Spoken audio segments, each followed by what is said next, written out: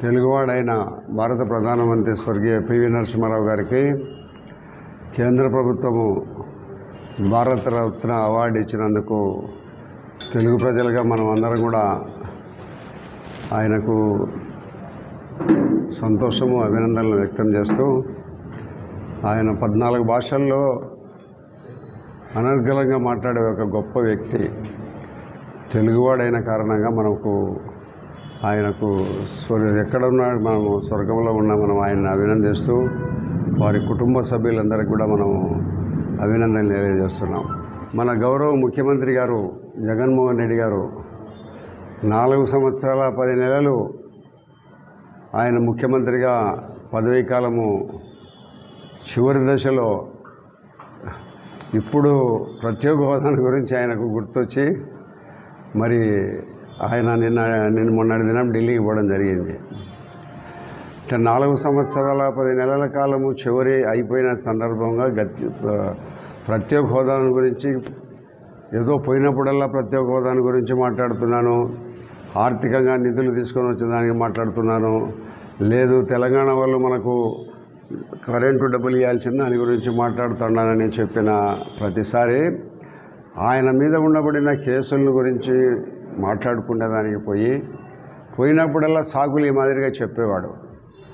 ఇప్పుడు కూడా ఏదో తెలుగుదేశం పార్టీ, జనసేన పార్టీ వాళ్ళను అమిత్ షా గారు ఢిల్లీకి పిలిపించి మరి ఒక 2 నెలల్లో జరగబోయే అసెంబ్లీ ఎన్నికల్లో పొత్తుల గురించి చర్చించేదానికోసము మన ఆంధ్రప్రదేశ్ మాజీ ముఖ్యమంత్రి తెలుగుదేశం పార్టీ అధ్యక్షుడు చంద్రబాబు నాయుడు గారిని పిలిపించిన దాని మీద మరి వాళ్ళేమన్నా పొత్తు కుదుర్చుకుంటున్నారేమో అనే ఒక ఆతృతతో ఈయన పరుగున ఢిల్లీకి పోవడం జరిగింది. మరి ఏదో ప్రాధేయపడి ప్రధానమంత్రి గారితో ఆయన ఇంటర్వ్యూ పార్లమెంట్లో ఫిక్స్ అయింది. మరి అదే మాదిరిగా అమిత్ షా అపాయింట్మెంట్ అడిగితే కూడా ఆయన అపాయింట్మెంట్ ఇవ్వలే. మరి ఏదో మళ్ళీ మన ఆంధ్రప్రదేశ్కి సంబంధించిన మన ఆర్థిక మంత్రి నిర్మలా సీతారామన్ గారితో మాట్లాడి వెనక్కు రావడం జరిగింది. ఒక 2 నెలల్లో నువ్వు ముఖ్యమంత్రిగా ఉండే పరిస్థితి కూడా లేదు. అటువంటి సమయంలో నువ్వేమైపోయి అడుగుతావు, వాళ్ళేమి ఇస్తారు?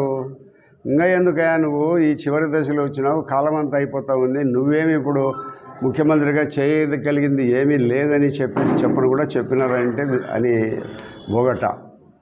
కాబట్టి చేయాల్సిన కాలమంతా చేయకుండా పోయి నీకు దాదాపు ఒక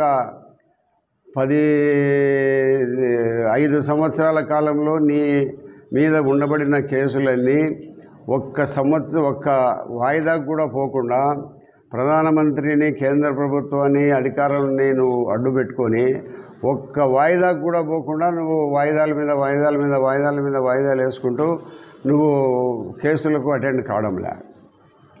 సామాన్య మానవునికైతే ఇది సాధ్యమవుతుందా? నువ్వు ముఖ్యమంత్రి హోదాలో నువ్వు ఆంధ్రప్రదేశ్ ముఖ్యమంత్రిగా ఉంటూ కేంద్ర ప్రభుత్వాన్ని ఉపయోగించి సిబిఐ కేసులకు నీ మీద ఉండబడిన సుమారు 11 కేసులకు ఒక్క కేసుకు కూడా పోకుండా వాయిదాలు వేసుకుంటూ నువ్వు ముఖ్యమంత్రిగా కేంద్ర ప్రభుత్వాన్ని ఉపయోగించుకొని నువ్వు కాలం గడుపుతూ ఉన్నావు. ఇప్పుడు నీకేమైంది, వచ్చింది ఇబ్బంది, నువ్వు ఇబ్బందుల్లో పడబోతున్నావు అనే సంగతి తెలుసుకొని నీకు ఆంధ్రప్రదేశ్లో నీ ప్రభుత్వం పడిపోతూ ఉంది కాబట్టి కేంద్ర ప్రభుత్వము ఈ తెలుగుదేశం పార్టీ, జనసేన పార్టీకి సంబంధించిన ప్రభుత్వం ఆంధ్రప్రదేశ్లో రాబోతుంది కాబట్టి ఇక్కడ నీ ప్రభుత్వం కూలిపోతుంది అనే ఉద్దేశంతో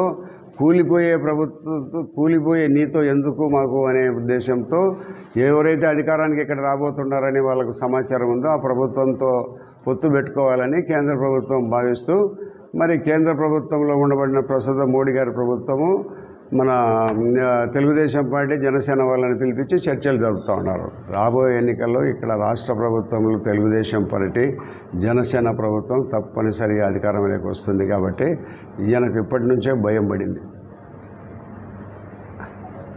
ఎన్ని సంవత్సరాలు లేనిది ఈయన ఇప్పుడు ప్రత్యేక హోదాను, ఇప్పుడు పోలవరం అంటాడు, ఇప్పుడు రైల్వే లైన్ అంటాడు, ఇప్పుడు ఎర్రగుంట్ల కడప రైల్వే ఇప్పుడు మతికొచ్చినాయి. ఇవన్నీ ఏం చేస్తున్నావు ఇంతవరకు? ఏం చేస్తున్నావా పెద్ద మనిషి నువ్వు? నీకు చిత్తశుద్ధి ఉందా రాష్ట్రం మీద? నువ్వేమనుకుంటున్నావు? ఇది ఒక రాష్ట్ర ప్రభుత్వము, ఒక ప్రజా పరిపాలన, ఒక డిపార్ట్మెంట్లు ఉన్నాయి, ఇన్ని డిపార్ట్మెంట్లు ఉన్నాయి, డిపార్ట్మెంట్కి ఒక సెక్రటరీలు ఉన్నారు, మంత్రులు ఉన్నారని అనుకుంటున్నావా? నువ్వు ఏదో ఇడుపులపాయ ఈ రాష్ట్రం ఒక ఇడుపులపాయగా భావించి నువ్వు ఒక ప్రైవేట్ ఎస్టేట్గా భావించి పరిపాలన చేస్తున్నావు తప్పక ఇది ఒక ప్రభుత్వము, దీనికి ఒక శాంటిటీ ఉందని అనుకుంటున్నావా? ప్రతి సంవత్సరము 4 జిల్లాలకు, వెనుకబడ్డ ప్రాంతాలు 4 జిల్లాలకు, ఉత్తరాంధ్రకు ఇక్కడికి 150 కోట్ల రూపాయలు, ప్రతి జిల్లాకు 50 కోట్ల రూపాయలు ఇచ్చే డబ్బులు నువ్వు 3 సంవత్సరాలుగా నిలబెట్టింటే కూడా నువ్వు పట్టించుకోవడంలే.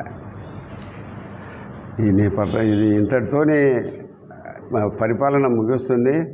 త్వరలో ఎన్నికలు జరిగితే తప్పనిసరిగా రాష్ట్రంలో తెలుగుదేశం, జనసేన పార్టీ అధికారంలోకి రాబోతూ ఉంది.